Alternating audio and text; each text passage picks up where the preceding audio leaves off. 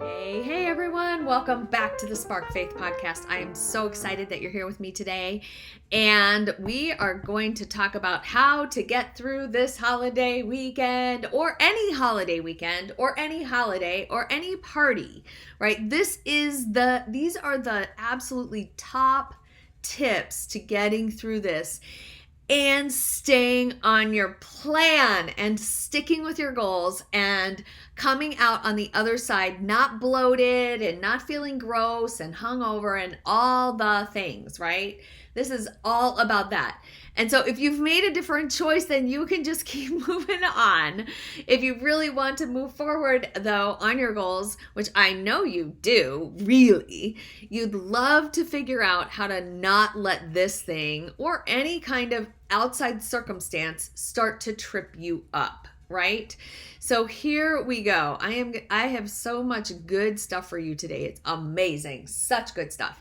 So remember that, first of all, focus on fellowship. Focus on the people, right? Holidays and parties and birthdays and all of these celebrations are really about the family and friends. So focus on the fellowship. It's not about the food.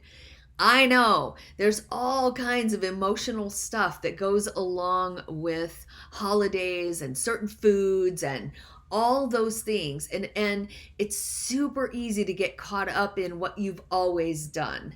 And here's a tip though.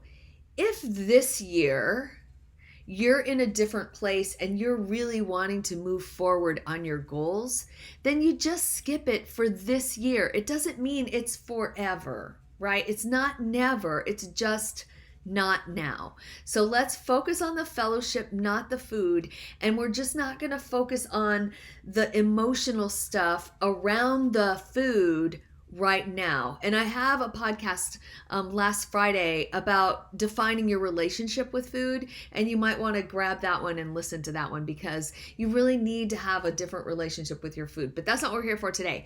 So keep going on your healthy eating habits. Don't skip meals. Don't try to save calories. You're just going to end up overeating because you're starving. If you're a guest, bring something that you can eat. Call the person and just say, hey, I'm doing this thing, and can I bring something that's healthy for me and healthy for your guests? More often than not, they are going to say yes, right? Watch your portions. Take the small plate, right? Bring something that's sugar-free. Bring some sugar-free popsicles, or bring some sugar-free something fun so that you can participate and others can also have something to choose that's a little bit healthier, right? I love a sugar-free fudgesicle, right? Like that just makes so much sense in the middle of summer. Or those pops, those like things. Yeah, you can get those sugar-free too. You could even make them at home if you're super crafty. I am not. Make sure you go ahead and exercise that day, right? Make sure you exercise. Why wouldn't you, right? Put in a brisk walk, do whatever it is, because frankly, moving around and that kind of, if there's anything that you can move around with, you can do cornhole, maybe you're playing croquet, not just sit and talk, but like go ahead and do your exercise like you normally would. Go ahead and get your breakfast like you normally would. Try to make the day before the party starts as normal as possible. If you're throwing the party, easy peasy, because you can have protein and veggies that are right there for you, exactly the way you want to do it, right? You can make things lower calorie, you can make things a little bit lower fat. There's a lot of ways that you can have healthier celebrations and still put in some of the more traditional things. You can just choose not to have them this year, right? Like I said, define your relationship. Stay away from juices and high calorie sodas and smoothies and blendy things, and all of those are just going to be very empty. You can go like some of the frappuccino type things can have 600 calories. That's like half of your day if you're in a lower calorie thing.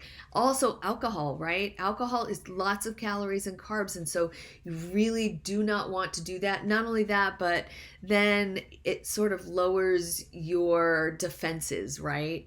You have less defense around what you're going to eat, and you start to slide down a slippery slope. literally if you drink too much. So maybe even have a small meal before you go, or if you're on a plan like Optavia or something like that, then maybe you want to have a bar or something before you go so you're not so hungry. Drink a ton of water. Drink a ton of water before you go.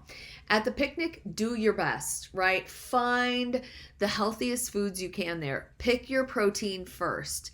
Eat your protein first. You will be less hungry if you can do that. Do your burger without a bun. They only have hot dogs, do the hot dog without the bun and some mustard. Like, just do your best.